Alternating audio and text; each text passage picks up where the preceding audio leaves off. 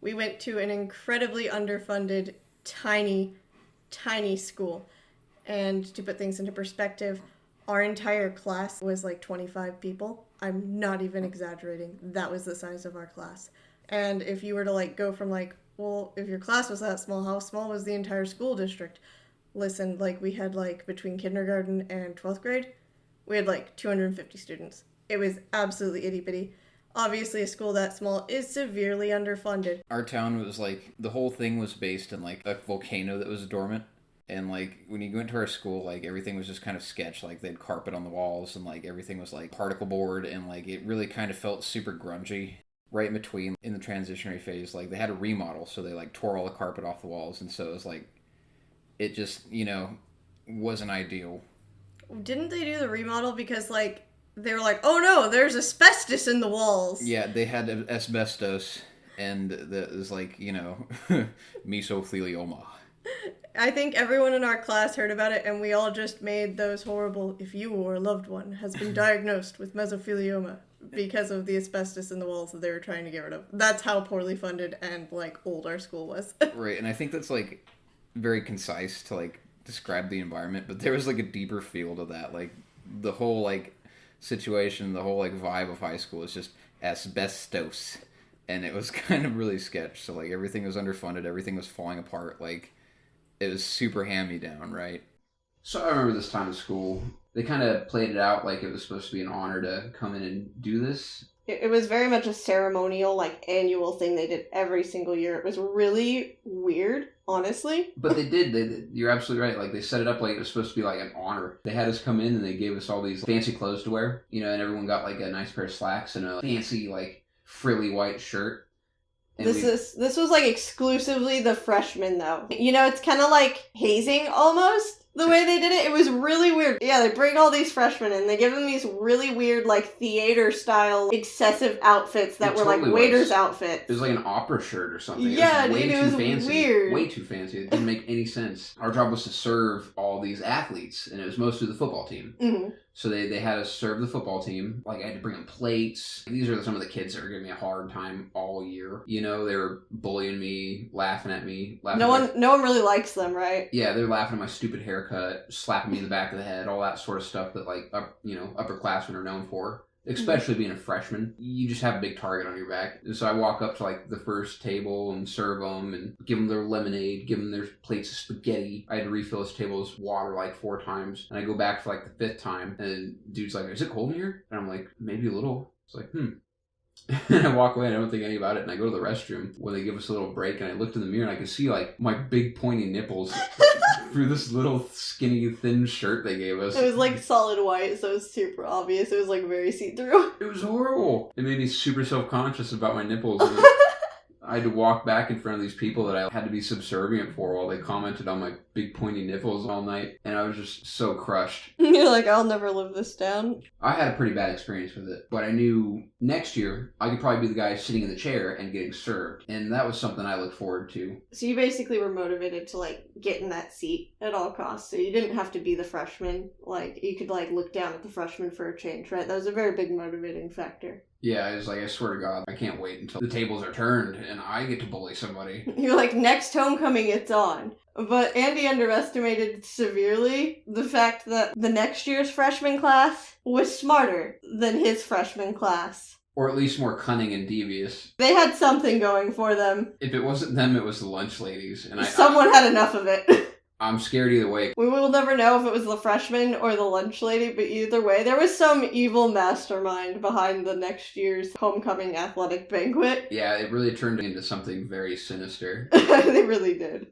Time of the year comes around, played football for the whole year, homecoming's coming up, and it's time for us to be the ones who get served at the athletic banquet, so we're all excited about it. So we sit down, and it's a real small, it was just remodeled. Set it up, and they cooked a big old pot of spaghetti, and they're serving everybody. It was delicious. My buddy ate like 3 plates of spaghetti, and I ate like 2, and we just, it was small, but for us, like, it was something, because the year before we had to, be little punks that served everybody. So we were having fun with it. My buddy lived real far away from school, so for practice, I asked him if he wanted to come to my house for the night. And then we could wake up in the morning, go to school, run the couple-hour practice, and he'd go home his own way afterwards. And we had so much spaghetti, we went home, hung out for a little bit. I had a bunk bed, we went to bed. I wake up in the morning, 7 a.m. sharp, with this just like stabbing pain in my gut. And I'm like squirming in pain, and I'm just moaning like, oh no. I try to struggle to get out of bed and run to the bathroom. And I see a foot come down on my bunk bed on the ladder from the top. I'm like, oh no, he's having it too, because I can hear him in pain. He's like, oh god.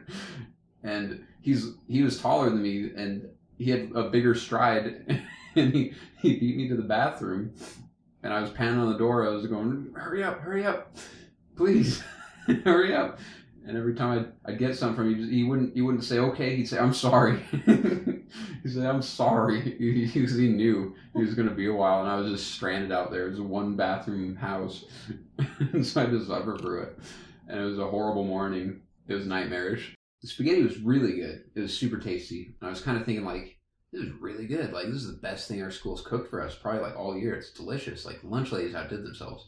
And that really should have been, like, the first red flag, because, like, the food at our school was never good. It was never good. At most, you were like, wow, this isn't insufferable to eat. It being good should have been, like, the number one red flag. And then you look out onto this football field of all these players, like, running around doing warm-ups, and they're all clearly suffering the effects of food poisoning. Everybody was, like, lining up and, like, looking at each other, and everyone was like, oh, they're moaning, grabbing their bellies. They were walking all slow. After the morning we had, we were like, oh no, this doesn't end here. This does not end here. It begins. And so we'd line up and they'd say, hut, hut. And we'd hit each other and fall down. And there's just like moaning. And kids, and every time we'd hit each other for the practice plays, kids would be running back in the building to go to the bathroom. I got hit and I got knocked down. And I was like, oh, that knocked something loose. I had to run to the bathroom. And the whole bathroom was full. It's like a line out the door. Every stall was full. It was a catastrophe. And then the other part of practice was just laughing at everybody else. And then I remember the coach's son, he's a pretty nice kid. I didn't know him good, but the coach knew him, and that's what was important. The coaches were always harder like on the kid that they had to coach over, especially if it was their kid. You know, they didn't want to show favoritism. And so this kid gets hit like bad, like he gets high load, and he's laying on the ground. He's like, oh. And the coach walks over to him. He's like, get up. And he's like, Dad, I don't feel good. So he broke the like dad barrier. He broke the coach barrier. The first mistake. He's trying to like genuinely speak to his father. He's like, Dad, something's not right. And his dad, Mercy. The coach is like, get up. And he's like, Dad, I don't feel good. And the coach puts his big foot on the kid's belly, and the kid grunts in pain. And he's like, oh. And the coach leans down and looks at him, gets like real close, takes a deep breath, and he whispers, he's like, this is why you don't sleep on the trampoline. And he stomps the kid's belly. He's like, this is clearly specifically a you issue. I'm ignoring all of my other players running to the bathroom, holding their guts, like, clearly sick. You are laying on the ground like a wimp, crying, because you slept on the trampoline last night. How does it feel? You think you're better than everybody? And he stomps this kid's belly, and he instantly like jerks up. And he squaddles off to the bathroom. He like runs all awkwardly. And me, I'm looking at everybody. I'm like, what the hell just happened? It's like, if I sleep on the trampoline, will I get a horrible diarrhea when I wake up? Everyone else on the team's like, oh, we didn't sleep on the trampoline. Like, why are we sick? You look at this guy, like, it sucks to have that guy as my dad. Andy's sitting over there with no dad, and he's like, I've never been more grateful in my life. He's gonna stomp on me when I have diarrhea. Like, I'm pretty glad I don't have one. At that point, we obviously knew something was wrong. It was the only thing we ate that evening. Like, we woke up in the morning, me and my buddy, we were just dying. Everyone on the team's sick. And the freshman pulled one over on you. Yeah, it was very obvious that, like, you know, maybe that stuff was tampered with. You know, I don't know if it was lemonade or spaghetti. It was all delicious, but it came at a cost. I can't think of a banquet anytime nowadays without remembering a whole football team of like 16-year-olds. Trying not to. I'm pretty sure They were trying not to go home in shame. I'm pretty sure the whole team had to wash their uniforms after that. Oh It was horrible. no! And we lost the game the next day. So There's no upside. yep.